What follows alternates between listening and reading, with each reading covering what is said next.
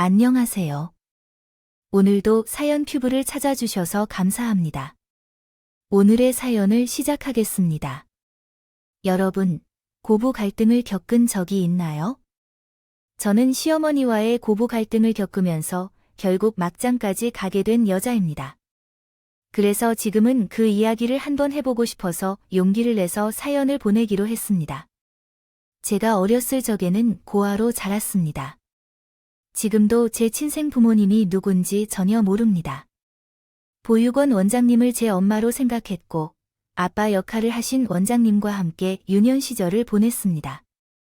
원장님 말로는 제가 5살 때 할아버지가 눈물을 흘리며 보육원에 맡겨졌다고 말씀하시는데 그때가 너무 어려웠기 때문에 할아버지의 얼굴조차 제 머릿속에서 키울 수 없었습니다. 원장님, 우리 손녀를 부탁드립니다. 제가 병으로 얼마 남지 않아 이 아이를 키울 수 없게 되었습니다. 잘 부탁드리지만 따로 끝까지 키울 능력이 없어서요. 따라서 부디 따뜻한 밥을 먹고 사세요. 이렇게 얘기할 게 없습니다. 할아버지께서는 도대체 무슨 사정으로 이 과정을 일으켰는지 제 부모님은 말하지 않고 주름진 손을 이용해 사위에게 따지거나 후려쳤습니다. 저는 머리에 하나를 버렸을까 또는 아니면 발가락을 길게 해들고 키웠을까요? 하지만 할아버지는 이제 더 이상 내가 자라도 조건이 없어서 울면서 원장님께 옮기셨습니다. 그렇게 5달째 잠깐의 휴식만을 취할 때마다요. 어르신은 저를 방문하셨을 때 항상 안부를 물으시곤 하셨다고 하셨는데 그 이후로는 연락이 끊겼다고 합니다. 지금 생각하면 아마 그때쯤 할아버지께서 하늘나라로 가셔서 더 이상 저를 찾아오지 못하신 게 아닐까 하는 생각이 듭니다. 이렇게 저는 고등학교 시절까지 보육원에서 지내야 했습니다. 그때는 외롭지 않았습니다. 제 옆에는 저와 비슷한 처지에 있는 많은 아이들이 있었거든요. 부모님에게 버림받거나 어떤 친구에게 부모님이 떠나 가시겠다고 약속하시고 돌아오지 않는 경우도 있었습니다. 이 중에서 8년째 소식을 전혀 듣지 못하는 친구도 있었고 부모님을 원망하는 친구도 있었습니다. 사고로 부모님을 잃고 홀로 남겨진 친구들도 있었습니다. 친구들과 함께 나의 미래에 대해 걱정하며 우리 사회에서 잘 살 수 있을까 고민하고 있었습니다. 보육원에서 자랐다는 이유로 사회에서 차별받을까 두려워했습니다. 이런 불안한 생각을 하며 사춘기를 보냈었죠. 삶의 두려움과 사람들의 시선, 보육원에서 나온 사람이 혼자 세상을 이끌어가야 한다는 무섭고 힘든 상황들이 우리를 괴롭혔습니다. 그런 생각을 하면서 보육원을 나온 후로는 혼자 세상을 이어가야 한다는 압박으로 인해 힘든 시기를 보냈습니다. 아마도 여러분들도 알겠지만 보육원 같은 시설에서 어른이 되면 독립해야만 합니다. 그래서 보육원에서 나온 후에는 한 동생과 타인과 함께 생활을 해야 했습니다. 또 다른 보육원 출신인 그녀도 항상 나를 이해하고 고민을 나눠줄 수 있는 친구가 없었어요. 상미야, 넌 충분히 잘할 수 있을 거야. 원장님은 리더라고 말하며 항상 저를 응원해 주신 원장님도 없었습니다. 이제는 저 혼자서 이 모든 것을 결정하고 세상에서 살아가는 법을 배워야 했어요. 그래서 저는 남들보다 2배, 3배는 노력해야 평범한 사람들과 조건이 맞았기에 아직 학생 티도 채벗지 못한 소녀가 참 악착같이 살았던 것 같습니다. 그리고 제게는 한 가지 소원이 있었는데요. 그건 바로 대학교를 미술대학에 가는 것이 꿈이었습니다. 보육원에서 지내면서 얼굴도 모르는 부모님, 할아버지 얼굴을 그리며 그림에 취미를 갖기 시작한 게 어느 순간부터는 제 꿈이 되어 버렸네요. 하지만 미대에 지원하려면 많은 돈이 필요했어요. 그때부터 저는 어떤 아르바이트라도 했습니다. 하루에 3-4개의 아르바이트를 하면서 힘들어서 눈물을 흘리는 경우도 많았지만 한 가지 목표만을 향해 노력했습니다. 밤을 지새우는 것은 흔한 일이었고 노력하지 않은 적이 없었어요. 하지만 그런 힘든 삶을 포기하지 않았습니다. 그 노력이 결과를 거둔 것인지 다른 이들보다 늦게 원하는 대학에 입학할 수 있게 되었고요. 하지만 대학에 갔다 해도 경제적인 어려움이 항상 제 발목을 붙잡았습니다. 저는 다른 이들과는 조금 다른 환경에서 뒤처지지 않으려고 언제나 붙잡아 살아왔지만 현실을 부정할 수 없었습니다. 없어졌습니다. 그래서 결국 제 꿈을 포기하고 졸업 후 디자인 관련 회사에 취직했어요. 그나마 전공을 살린다고 살린 분야가 바로 이쪽이었거든요. 아시는 분은 아시겠지만 디자인 분야는 박물에 다가 일도 참 어려운 곳이에요. 처음에는 일을 배운다는 명목 아래 제대로 된 처우를 받기 힘든 곳이었죠. 저도 예외는 아니었습니다. 매일 같이 야근으로 인해 업무가 산더미처럼 쌓이니까 답답한 기분이었죠. 그래도 어쩔 수 없어요. 이것이 제게 주어진 삶인 거니까 제가 할 수 있는 건 제 삶에 충실하는 것뿐이었어요. 아직 시안을 마무리하지 못해서요. 오늘도 야근해야 할 것 같습니다. 잘 됐네. 나도 오늘 야근인데 이따가 내가 마시는 것을 올게. 그래요. 감사합니다. 같은 팀에 있던 강 팀장님은 제게 유독 친절한 분이셨어요. 제가 회사에서 적응하는데 많은 도움을 준 사람이기도 했고, 고생한다, 며 커피 등을 자주 사주시기도 하셨죠. 그때만 해도 처음에는 제가 회사에서 막내이다 보니 안쓰러워서 제게 잘해주신다고 생각을 했었어요. 지금까지 한 번도 남자와 연애를 해본 적이 없었기 때문에 팀장님의 마음을 처음에는 이해하지 못했습니다. 그런데 나중에는 알았어요. 그건 제게 대한 마음이었다는 거요. 팀장님은 제가 전혀 알아채지 못했던 제 심정에 답답해하던 찰나, 강 팀장님이 나에게 갑자기 고백을 해왔죠. 안상미 씨는 왜 그러시죠? 무슨 일이 있나요? 내가 이 정도로 신경을 써서 좋아한다면 싫어하지 않을까요? 어떻게 표현해야 하는 거죠? 아니에요. 왜 아무런 판단도 내리지 않는 건가요? 이상한 느낌이에요. 근데 그 말은 무슨 의미예요? 아, 그러니까 제가 안상미 씨를 좋아한다는 거예요. 아, 무슨 말인지 알겠어요. 또 누군가가 나를 좋아한다는 말을 들으니 참 오랜만에 듣는 말이네요. 그렇게 내 앞에 서 있는 남자는 청결한 외모와 사려 깊은 성격을 지닌 남자였습니다. 눈에 들어왔더라고요. 겁쟁이지만 눈치가 없는 사람이었죠. 어쨌든 평소에 정말 제게 잘해주신 강 팀장님의 마음을 받아들여 우리 두 사람은 연인이 되었습니다. 그리고 우리는 서로를 결혼 약속할 만큼까지 깊은 사랑으로 하나가 되었어요. 그 시기까지만 해도 저는 예상치 못한 행복이 제게 찾아왔다는 생각에 얼마나 기뻤는지 몰라요. 지금까지 부모님 없이 보육원에서 자라왔기 때문에 진짜로 행복한 가정을 만들 수 있을지 고민을 많이 했었는데 이루어진다는 사실을 알게 되어 당연히 기쁘기만 했어요. 남편을 만나고 아내가 되어서 어릴 적부터 꿈꾸던 가정을 가질 수 있는 희망으로 얼마나 흥분했는지 몰라요. 그런데 그 제 바람은 처음부터 꼬여버렸어요. 그 이유는 바로 예비 시어머니 때문이었죠. 고아라는 사실을 이미 알고 있던 남자친구와 어머니는 절 고운 눈으로 보지 않았어요. 정말 냉정할 만큼 말이죠. 상미 씨라고 했어요. 돈에 대해 어설프게 들었는데 고아원에서 언제부터 지내게 되었나요? 네, 저도 정확한 것은 모르지만 5살 때부터였을 겁니다. 부모님에 대해서는 전혀 모르고 어린아이를 그렇게 쳐버리신 후 도 얼마나 켜켜해 하실지.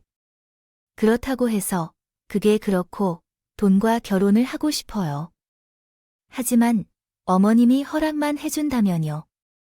오빠와 잘 살고 싶어요. 만약 허락을 받지 못한다면 그런 다른 방법이 있을까요? 헤어지라는 상미 씨와 함께 실현 가능한 선택으로 보여요. 이렇게 부탁드리고 싶어요. 상미 씨의 어머니는 처음부터 저를 좋아하지 않으셨어요.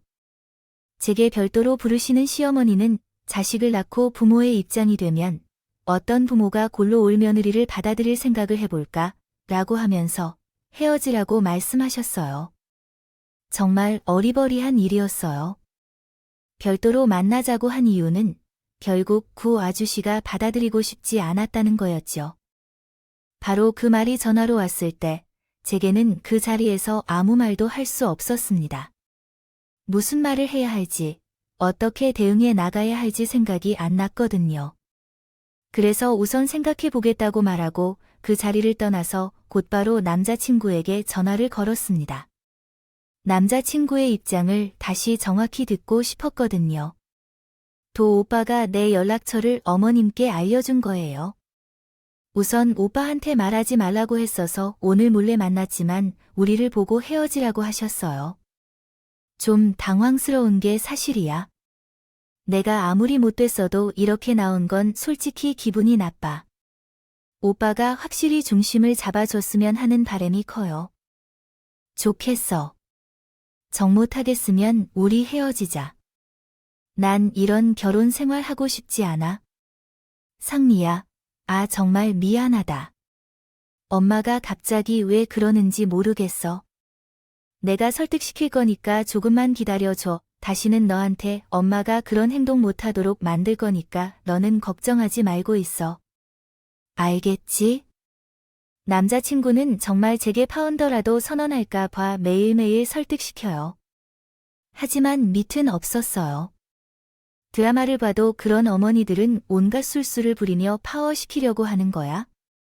전 우리 둘이 결혼까지 하며 각인된 것 같았다고 생각해. 부모도 저를 버린 제복에 어떤 결혼이겠습니까? 그렇게 이미 포기하고 있었는데 남자친구가 예상치 못한 소식을 전해왔습니다. 상미야, 이제 결혼이 됐어. 엄마께서 우리 결혼을 허락해 주셨어. 엄마가 직접 좋은 날을 골라주셨는데 이제는 아무 걱정 없이 해도 된다고 해. 지금까지 참 힘들었지. 그게 정말일까? 진짜 어머니가 나와 결혼한다는 거야? 정말로 결혼해도 되겠다는 말이야? 그리고 제게도 잘해줄 것이라고 약속도 받았으니 시집살이 같은 걱정은 안 해도 돼. 우리는 아이를 낳고 행복하게 살기만 하면 된다고. 전 믿기지가 않았어요. 역시 자식 때문에 결정하는 부모가 없는 것 같아요. 부모다 때문에 결정하는 자식이 없어요. 결국 어떻게 설득했는지는 모르겠지만 어머니가 결국 우리 결혼을 승인했다는 거죠. 오빠, 자세히 말해줘. 어머니가 나를 싫어했었잖아. 그런데 어떻게 설득했어? 처음에는 강하게 반대했지만 대신 몇 가지 조건을 들어주면 허락해준다고 했어. 어떤 조건이지? 그래, 결혼한 뒤에 3년간 부모님과 함께 살라는 조건이었어. 뭐라고? 그 말인가? 그럼 나는 시부모님을 모셔서 같이 살라는 거야? 그래서 그렇게 되었어.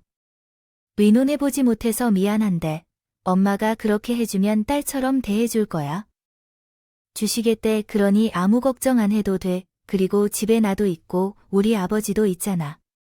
그리고 그렇게만 해준다면 우리 재력이 독립할 수 있도록 3년 뒤에 아파트도 장만해 주신다면 이 정도면 나쁜 조건 아니지 않아. 사실 나도 지금 당장 독립하기엔 모아놓은 돈도 별로 없고 그러니 우리 3년만 고생한다 생각하고 우리 집에 들어가자. 그 대신 내가 지금보다 더 잘할 때 뜻밖의 말이었지만 곰곰이 생각해 봤습니다. 시부모님과 함께 산다는 게 무척 불편한 일일 것이죠. 그러나 전 수십 명과 함께 지내야 하는 보육원에서도 살았던 사람입니다. 여러 사람과 함께 지내는 것에는 큰 거부감이 없었어요. 그리고 부모님께서 정이라는 것 단 한 번도 느껴보지 못한 제게는 시부모님을 모시고 살아가는 것도 나쁘지 않겠다는 생각이 들었죠. 그리고 그때는 남편이 옆에 있는데 설마 무슨 일이 벌어질까 하는 생각을 했던 것 같아요. 그럼 다른 조건은 3년 동안 부모님과 함께 살아야 한다는 것이었고 그거 말고 뭘 더 요구했는지 기억이 안 나네요. 다른 건 사소한 거였어도 신경 쓰지 않아도 돼. 그래, 그렇다면 좋아요. 그 조건이라면 나도 받아들일 수 있어요. 제가 남편의 제안을 받아들였습니다. 이제 든든한 가정을 꾸리고 행복하게 잘 살기만 하면 된다고 생각했어요. 그래서 우리 두 사람은 고추절 끝에 부부의 인연을 맺었습니다. 결혼식을 친구 없이 소박하게 20명의 손님과 함께 즐겁게 보냈어요. 부모님이 없는 이날이 매우 아쉬웠지만 주인공으로 빛날 수 있어 감사했어요. 이제는 평생을 함께할 반려자와 시어머니가 생겼고 가족이 생겼다는 생각에 감사했어요. 이 사실이 실감이 나지 않을 정도로 행복했어요. 미래의 어려움은 상상조차 못했지만 어느 날 결혼 후 시어머니가 제 방으로 불러서 이렇게 말했어요. 어머님 부르셨어요. 내가 듣긴 했겠지만 혼인신고는 내가 허락하기 전에는 하지 않는 거야. 하지만 혼인신고를 하지 말라. 결혼을 했는데 왜 혼인신고를 하지 않았어요? 요즘은 결혼했다고 무조건 혼인신고를 해야 한다는 사람이 어디 있어요? 너희도 살아봐야 맞는지 틀리는지 알아야겠지 않나요? 그게 결혼을 허락하는 대신 내가 내건 조건이었으니까요. 소리 말고 그렇게 해요. 우리 혼인신고를 왜 시어머니가 개입하는지 이해가 안 됐습니다. 그리고 남편은 왜 이런 말을 미리 안 했는지 화도 나더라고요. 마치 결혼하기 싫다는 남자처럼 제가 억지로 꽤 설한 것 같은 기분이 들었어요. 알고 보니 남편은 결혼을 반대하는 어머니를 설득하기 위해 이런 조건들을 전부 수용한 것 같습니다. 예전에는 사소한 조건이라고 했던 것들이요. 결혼 후 서로 하나둘씩 나오기 시작했습니다. 참나, 지금 생각해도 화가 나요. 그리고 당분간 니들 살림은 내가 맡기로 했습니다. 살림을 어머니가 관리한다고 했지. 그럼 돈이 오는 건 네가 관리하겠다고 했니? 넌 돈 관리를 한 적도 없을 텐데 아무것도 모르는 너에게 어떻게 맡겨? 어머니, 저도 돈 관리할 줄 알아요. 제가 몇 살 때부터 독립하면서 살아왔는데요. 시끄러워. 혼자 살 때와 가족과 함께 살 때랑 다른데 내가 차근차근 작은 관리를 해주면서 가르쳐 줄 테니까 필요한 돈이 있으면요. 내게 다 쓰라고 했어. 그리고 너도 이제 회사는 그만두고 내게 살림을 배우도록 하고 정말 숨이 턱 막힐 것 같아서 벌써 시작된 시집살이에 가슴이 아팠다. 마치 모든 것이 잃어가는 것 같았다. 시어머니와 함께 살기로 한 3년 얼마나 지옥 같은 지 걸렸는지 몰랐다. 나에게 그랬어. 나의 우려가 현실로 나타났다. 시어머니의 시집살이는 너무 지독했다. 상미야. 넌 어떻게 된 거야? 말을 못 알아듣니? 아니. 젊은 애가 말한 게 끓인 게 아니고 왜 어머니 뭐가 잘못됐어? 방금 내가 뭐라고 했냐? 빨래를 할 때 색깔을 나눠 빨려고 했어야 했어. 하지만 안 했잖아. 그러니까 물이 다 들어가네. 나는. 내가 못 살아. 나는 못 살아. 기분 상태 또는 충격 표현을 구체화하는 말이 아니므로 삭제합니다. 죄송합니다. 제가 깜빡했어요. 죄송해요. 깜빡했어요. 잘해도 본전인데 실수라도 하면, 잘해도 본전이라는 생각에 실수를 하면 어머니 타박이 소나기처럼 쏟아져져요. 어머니는 아기 소나기처럼 쏟아붓듯이 쏟아지셔요. 그런 거야 그럴 수 있다고 쳐도 그런 것들이 그럴 수 있다고 하더라도 수시로 무리한 요구를 하시는데 정말 수시로 무리한 요구를 하셔서 정말 친이 다 빠질 정도였어요. 친이 다 파헤칠 만큼이었어요. 이에 상미약 그래서 미안해. 날이 좋으니까 이불 빨래 좀 해두거라. 날이 좋으니까 이불 빨래 좀 해두세요. 이불은 꾹꾹 밟아야 때가 잘 빠지는 거야 할 수 있지. 이불은 꾹꾹 밟아야 때가 잘 빠지는 거예요. 할 수 있죠. 이에 상미야 집안의 먼지가 이게 뭐니? 그래서 미안하지만 집안의 먼지가 이게 뭐지? 구석구석 청소 좀 잘 해봐. 구석구석 청소를 잘 해봐. 정수기 돌리고 난 뒤에는 꼭 물걸레로 구석구석 닦아야지. 정수기 돌리고 난 뒤에는 꼭 물걸레로 구석구석 다 닦아야 해. 살림을 가르쳐 주시는 건지 살림을 할 사람을 부려먹는 건지 살림을 가르쳐 주시는 건지 살림을 할 사람을 부려먹는 건지 부분이 제대로 이해되지 않았다.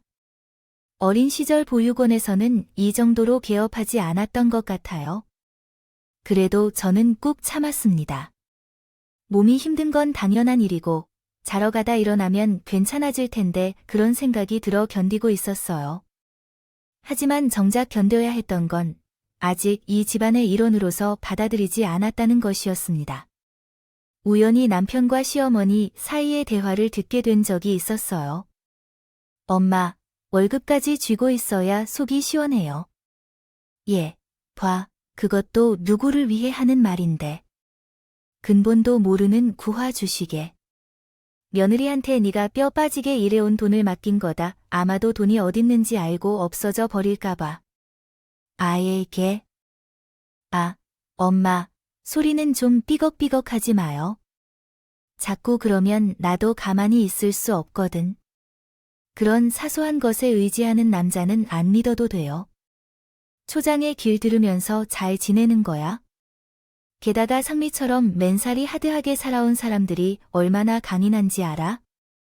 너처럼 딱딱한 녀석한테 끌리는 것도 그만큼 강하게 약한 사람이 되게 해. 내가 혼인신고 안 해도 괜찮아요. 그래도 지금은 임상실험 중이야. 그러니까 잠자코 엄마 말 좀 들어봐요. 엄마가 다 알아서 처리할 테니까. 어쨌든 엄마도 적당히 하라고 할 거야. 엄마들 이혼을 당하고 싶지 않으셔요. 어쨌든 3년 뒤에 아파트를 사서 나를 독립시켜주기로 약속한 거 기억하세요. 그러니까 내가 나의 마음속에서 며느리라고 느껴질 때 그때는 시집살이를 시켜주거나 잘해줄 거야. 지금은 그 과정이라고 생각해. 만약 여기서 내가 하는 일에 꽃들이지 않는다면 더 심해질 줄 알아. 알겠어. 아, 그러니 적당히 하세요. 혼란스러웠습니다. 믿었던 남편까지 시어머니 역할을 하고 있으니 정말 혼자서 남겨져 있는 것 같은 기분이 들어. 이제 어떻게 살아야 할지 눈앞이 캄캄해졌어요. 전 남편에게 따져야 한다고 생각했어요. 이대로는 굴에서 살 자신이 없었거든요. 하지만 남편은 엄마 장단에 맞춰준다. 거군 진심이 아니라며 변명을 하는 겁니다. 장단을 맞춰 줬다는 말도 화가 나서 어이없었습니다. 남편이란 사람이 자기 아내가 그런 취급을 받는데도 어쩜 저렇게 태평할 수가 있을까요? 이 사람은 아파트를 원하는 건지 아니면 진심으로 저를 위해 그런 것인지 생각을 알 수가 없었습니다. 전 그런 남편의 태도를 지적했고 남편은 나름대로 고충이 있다는 자신의 처지를 들먹이며 항변을 했습니다. 대화가 오고 갈수록 우리는 목소리가 더 높아져 갔고 우리의 말다툼 소리가 방문 밖으로 새어나간 것 같았습니다. 갑자기 방문이 벌컥 열리며 눈에 불을 켠 시어머니가 절 무섭게 노려보며 제게 훈계를 시작했습니다. 상미야, 넌 왜 그렇게 미나한테 한편 못 잡아먹어서 나르니? 내가 대충 들었지만 아무리 생각해도 상민이가 14일 일이 아닌 것 같아. 그냥 모자가 농담처럼 한 험담까지 꼬투리를 잡으면 어떻게 하라는 말인지. 그냥 입다고 사라는 말이야, 어머니. 아무리 그래도 이건 아니잖아요. 고아 출신이라는 이유만으로 멸시하는 것도 서로 죽겠는데. 임상실험인 이 길을 들인다는 건 정말 너무 하신 거 아니에요? 아니, 얘가 어버이없이 눈을 찍고 이런 이래.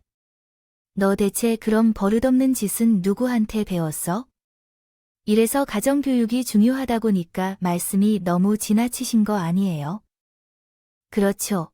저도 부모님이 없고 천한 곳에서 태어났어요. 맞아요. 근데 어머니는 그 나이까지 며느리한테 막말을 하고 무시하는 그런 행동들을 자연스럽게 하는 걸 잘하고 있다고 생각해요.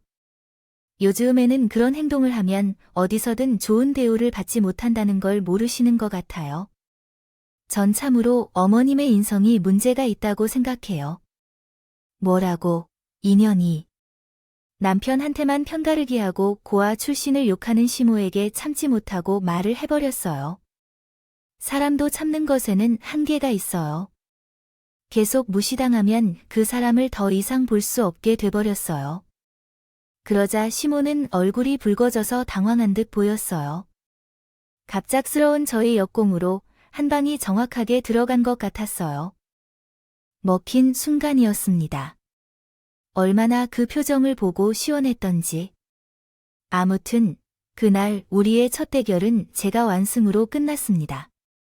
하지만 그 사건 이후로 시어머니는 어떻게든 복수를 하고 싶어 하셨던 모양입니다. 사람이 얼마나 추잡하게, 아니 얼마나 간사하게 나오는지. 빨래를 해도 제 것은 쏙 빼고 자기 식구들 것만 하기도 했고, 고기를 사와 삼겹살을 구워 먹어도 제 것은 없다며 김치에 밥 말아 먹으라고 하더군요. 그리고 얼굴까지 지적하는 것도 있었습니다. 너는 아직 얘기도 낳지 않은 애가 얼굴에 잡티가 있다든지 기미가 있는데 좀 관리 좀 해 라며 못생겨서 나중에 손주들도 못생긴 아이들이 태어날까봐 벌써부터 걱정이에요. 동생의 며느리라고 하지 마세요. 창피해서 같이 다니기가 괜히 어려워요. 잠을 자는 수준조차 초등학생보다 못해요. 그런 행동들을 맡기가 기분이 나빠요. 이제는 더는 가소롭게까지 하더라고요. 그럴 때마다 귀와 입을 닫으며 너 문자 좀 더 시작해봐 심정으로 대꾸조차 하지 않았네요. 하지만 이런 일들을 자주 듣니까 도저히 더는 안 되겠다 싶어 대응을 시작했어요. 그래서 상미약을 하러 빨리 가서 생선 좀 손질해줘요. 식도를 파서 비늘을 잘 벗기고 내장도 깨끗하게 긁어내야 해요. 어머니가 해주세요. 제가 생선 손질을 못해요. 무엇을 말씀하신 거죠? 지금 저에게 무엇이라고 했나요? 생선을 손질할 수 없다고 하셨잖아요. 그래서 어머니께서 하시는 거라고요. 이 시험을 무시하는 건 어디서 배워온 건지 모르겠어요. 어머니께서 무시하지 않으셔요. 게다가 저는 진짜 해본 적이 없어요. 할 줄 아는 어머니께서 하시라고요. 알겠어요. 언니, 제 말 좀 들어봐요. 내가 집에서 쫓겨나고 싶어서 몸이 근질근질한 걸로 보여? 지금 기분이 그러면 그냥 나가고 싶겠지요. 지금이라도 짐 싸서 나가야 할까요? 아니, 내가 이렇게 될 줄 알았다니까요. 그래서 혼인신고를 하지 말라고 했던 거예요. 저렇게 버릇없고 발칙한 소녀를 며느리로 주지 않았나 봐요. 제가 미쳤군요. 정말 미쳤지요. 이런 식으로 제가 배반당하는 것은 참을 수가 없어요. 이 집에서 쫓겨나는 일이라도 있을지 모르지만 제 정당한 권리는 빼앗기지 않겠다고 다짐했습니다. 싫은 것은 싫다고 말했고 아닌 것은 아니라고 말했습니다. 그러자 시어머니와의 갈등은 더욱 심해지는 것 같아요. 이제 어머니는 거리낌 없이 남편에게 이혼을 요구하고 있군요. 도와주세요. 아무래도 너희 엄마 말대로는 못 살 것 같아요. 왜 그런지 또 모르겠어요. 경멸스럽게도 며느리로 불리운 여자는 이런 1박 2일쯤 끝내는 것 같습니다. 머리카락을 제대로 못 잡아서 안달이 났는데 내가 올바르게 살 수 있을까? 아마 될 것 같지 않아? 나는 결코 포기할 수 없는 태도가 있어 어차피 서류상으로는 암남인데. 정리를 깔끔하게 해달라고 나와 상대가 말했지. 엄마의 이혼 의사가 그러니 엄마는 평생을 그 사람과 살겠다고 얘기하셨어. 그래서 적당히 해달라고 했잖아. 뭐냐, 이 녀석아. 이런 말하는 걸 봐라. 이제 이 개년 생각 안 하고 이 여자 편이 되는구나. 이건희. 알라인 이 자식 새끼가 어질어질하다고 했다가 남편과 어머니 사이에 급한 싸움이 없는데도 힘들어 보였습니다. 누구를 편들어줄 수 없는 상황에서 혼자서 많은 스트레스를 받는 것 같았어요. 그래서 그 모습을 보고 이제는 정말 결정해야 할 때가 왔다고 생각했어요.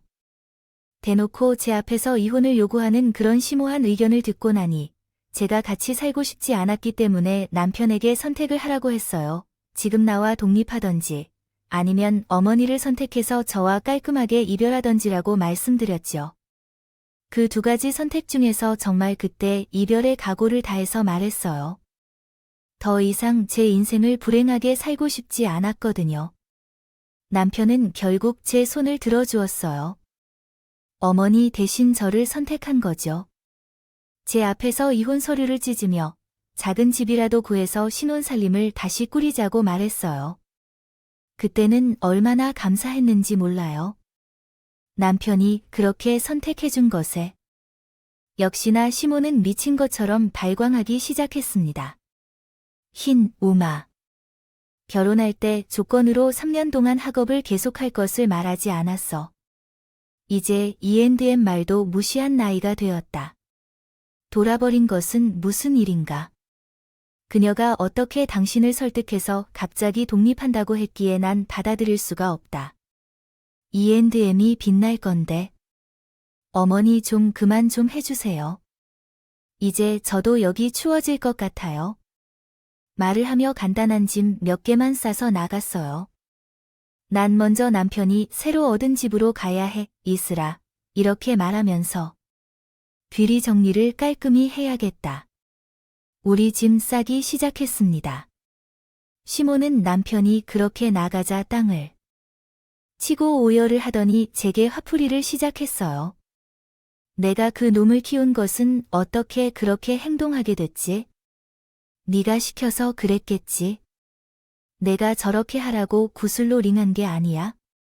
적당히 조절해주세요. 어머니가 평생 외동아들을 힘들게 키웠는데 저한테 그런 말은 안 하는 게 좋겠어요. 저도 얼굴을 모르지만 누군가에겐 소중한 딸이었답니다. 자기 아들을 소중히 여기면서 다른 아이도 소중히 여겨야죠. 어머니가 욕심을 버리고 함부로 행동하지 않았다면 이런 일은 일어나지 않았을 거예요. 모두 상생의 마음가짐으로 아들과 연락하며 지내야죠. 원하는 대로라면 마음을 단단히 고칠 생각부터 지금부터 하세요. 제가 말한 것을 이해하셨나요? 그러자 시모는 제 머리카락을 잡기 시작했습니다. 희년 2년 첫날, 고아 어린이가 시에서 밀을 배우러 오겠다며 내 머리카락을 잡아 다 뜯을 정도로 아프게 잡았습니다. 그러자 저도 제 정신을 잃었습니다. 그래, 천하의 고아 어린이, 어디서 매운맛을 한번 봅니다. 그렇게 말하면서 시어머니의 머리카락을 잡아버렸습니다. 한동안 그렇게 서로 싸웠고 어머니가 놓으라고 말해주신 뒤 신랑 일을 멈추고 그때 시아버지가 업무 끝나고 집으로 돌아왔으나 그 상황이 어떠했는지 멈추지 못할 수 없었습니다. 시아버지는 개인 택시를 운전하시던 분이셨는데 항상 일찍 출근하고 늦게 퇴근하여 집안일에는 그리 많이 신경을 쓰지 않는 분이셨어요.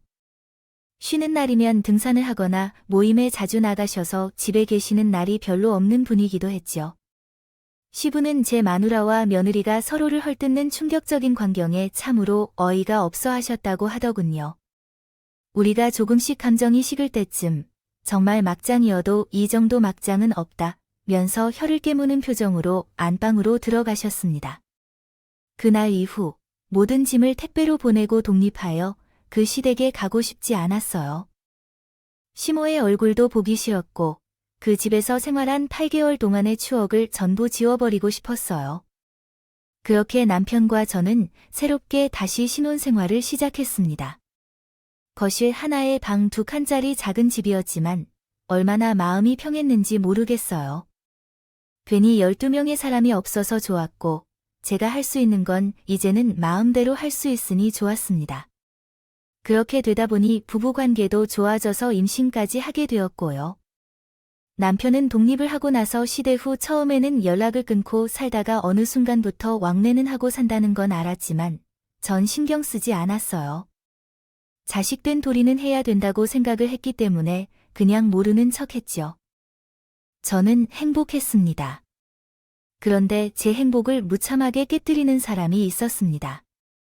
여러분도 상상하셨겠지만 그 주인공은 바로 시였습니다. 어느 날 집안일을 하고 있는데 회사의 남편으로부터 전화가 왔습니다. 여보, 내일이 엄마 생신이거든.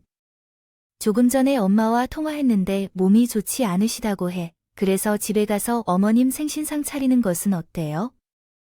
요즘 외로워하시고 많이 힘들어하신 것 같아요. 우리도 임신 중이고 이렇게 계속해서 지낼 수는 없잖아요. 그래서 이번 한 번만 당신이 수고를 좀 해주는 게 어떨까요? 뭐라고 그러니까 지금 나한테 어머니의 생신이라도 보라는 얘긴 거야? 지금 독립한 지 5개월 밖에 안 된 것 같은데 그 지옥 같은 곳을 또 찾아가라는 거야? 그리고 나 임신 중인 걸 몰라. 만약 힘든 상황에 처해지거나 스트레스를 받아 못된 일이 생기면 당신이 그때 책임질 거야. 알았어. 내가 미안해. 사실은 엄마가 더 부탁했다고 해서 당신도 좀 데리고 오라고 했거든. 난 중간에서 둘 사이를 어느 정도 해결해주고 싶어서 그런 말을 한 거지만 내 생각이 짧아. 미안해. 나는 못 간다고 말할 거야. 남편의 마음도 이해가 돼요. 이 세상에서 가장 소중한 두 사람이 서로 남들보다 못한 인연을 맺고 있으니 중간에서 답답하고 힘이 들었을 거야. 저도 그걸 알지만 아직 그때가 아니라고 생각했습니다. 출산을 하고 나면 가족을 찾아볼 생각이었습니다. 그러나 손주를 만나면 성격이 조금 바뀌지 않을까 내심 기대했었고, 그러나 그 기대와는 다르게 깜짝 놀랄 일이 벌어졌습니다. 그 다음날 모르는 사람이 초인종을 누르고 누구세요? 나만이 여기 들어가야 해 하였습니다. 그 주인공은 다시 시어머니였고 남편이 제 허락 없이 우리 집 주소를 알려준 것 같았습니다. 어머님, 여기까지 어째서 오셨나요? 돈의 문제 때문에 오신 건가요? 당신은 내 생일에도 와줄 생각 없다고 하면서 그런 군은 대단하다. 굉장하다. 그렇게 2시에 미역국을 먹고 싶은 거야? 말만 해줘. 없는 어머니랑 싸우고 싶지 않아. 그래도 인연이 나이 생일에 시댁에 안차를 준다고 하면 내가 직접 와서 미역국이랑 자체를 만들러 왔어. 시모니는 장을 봐온 재료들을 걸어주는 것도 아니고 던져버리더니 생일상을 차리라고 갑자기 명령을 하고 있어. 누가 봐도 며느리에게 생일상을 받고 싶은 게 아니라 어떻게든 복수를 해주고 싶어서 온 것처럼 보였어. 내가 물론 시어머니 생일이니 차려드릴 수는 있는 거 알아. 하지만 시어머니 얼굴을 보며 그 전에 전화를 받은 지 얼마 안 돼 안현 애미 애비도 없는 연 못생긴 얘 이런 말들을 입버릇처럼 들었기 때문에 해주고 싶은 마음이 들었어도 그 마음이 쌓아놓고 있던 식어버린 것이 어떻게 좋아요. 그리고 부탁이 아닌 재료들을 던지며 생일상을 차릴 것이라고 명령해서 시모를 보고 네, 알겠습니다 어머님 하고 생일상을 차리는 며느리가 과연 몇 명 있겠어요? 그래서 저는 거절했습니다.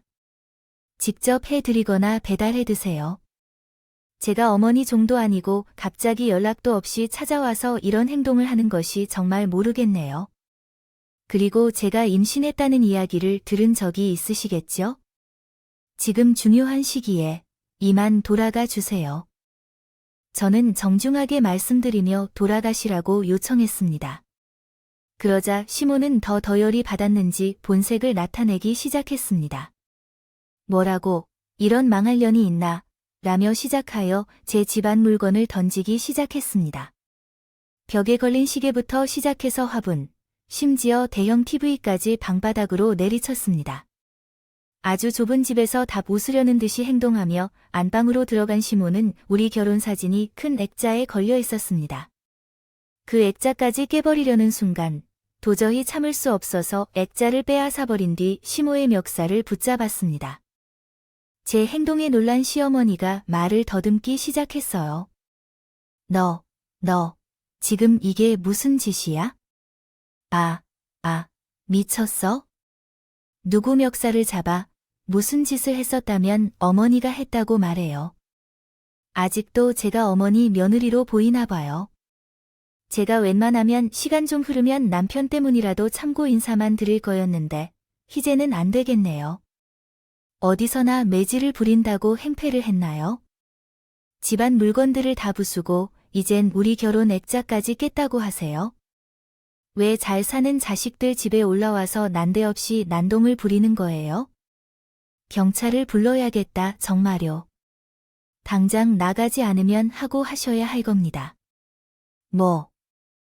경찰 못된 것은 천하의 쓰레기 같은 것입니다. 너는 어디서 나타나는지 봐야겠어요. 두고 보기? 뭘 두고 봐요.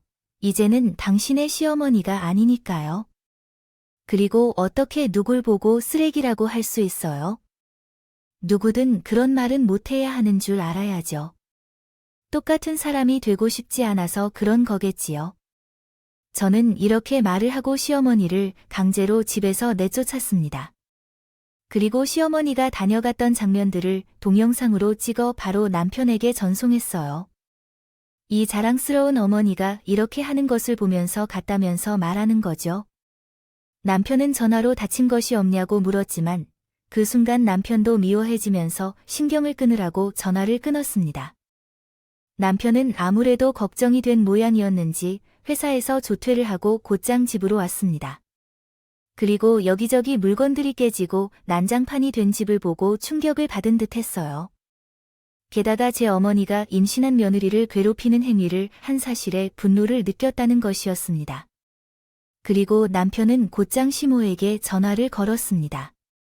견마해도 너무 심하시네요. 이 정도까지 할 줄은 몰랐습니다. 이제 더 이상 그 사람을 설득하려 하지 않을 거예요. 앞으로는 제게 연락하지 마세요. 전화 나와도 찾아와도 만나지 않을 거예요. 여기서 끝자고요. 화를 내며 전화를 끊었어요. 그리고 다음날 연락처도 바꾸었습니다. 곧바로 살던 집도 내놓고 우리는 다른 곳으로 이사를 가버렸고요. 이렇게 한 과정이 2주 안에 이루어졌습니다. 그만큼 정말 인연을 끊을 결심으로 일들이 척척 진행되었죠. 그동안 중간에서 저와 시모 사이를 풀려고 했던 모든 것들이 시모의 철없는 행동의 한순간에 물거품이 되어 크게 실망한 남편은 독하게 냉정해졌습니다. 그렇게 우리는 1년째 시대가 완전히 인연을 끊고 살고 있습니다. 그 사이에 전 예쁜 딸을 낳았고 육아에 전념하고 있는 상태입니다. 남편은 저와 우리 딸만을 바라보며 가정을 잘 지켜주고 있습니다. 이렇게 내 시아버지와의 전쟁은 종결되었습니다. 내 이야기를 들어주신 분들은 어쩌면 시부모라고 해도 너무 가혹했다고 생각할 수도 있습니다. 좀 더 참고 버티기만 하면 된다고 말씀드리고 싶습니다. 하지만 직접 겪어보지 않은 분들은 이해하기 어려울 것입니다. 이 글을 쓰면서 약간 설명해드렸지만 시부모 집에서 보낸 그 시간 동안 얼마나 가슴 아팠는지 눈물을 흘렸는지 모릅니다. 더군다나 너는 그런 모습이었어. 내 부모는 널 떠나갔지. 이 말은 아직도 내 마음의 상처로 남아 있습니다. 그래서 지금은 이 인연을 끊고 시아버지와 함께 남은 생을 걷고 싶습니다. 사시길 바랄 뿐이네요. 며칠 전 남편이 이런 말을 했어요. 자식을 낳아보니 가장의 무게감이 다르다, 구요. 네, 맞아요. 어느 부모나 그런 마음을 갖겠죠. 우리 가족을 위해 살고 있는 남편이 정말 감사합니다. 그래서 저도 더욱 잘할 거예요. 앞으로 제 딸을 잘 키워서 더욱 행복한 가정을 꾸릴 수 있도록 노력하겠습니다. 이 사연을 들으신 모든 분들도 가정의 행복만 이길 바라며 저처럼 가족 갈등 있으신 분들이나 있으셨던 분들 특히나 더 힘내시고 건강하셨으면 좋겠어요. 지금까지 긴 사연 들어주셔서 감사합니다. 음악에 대해 무엇인가요?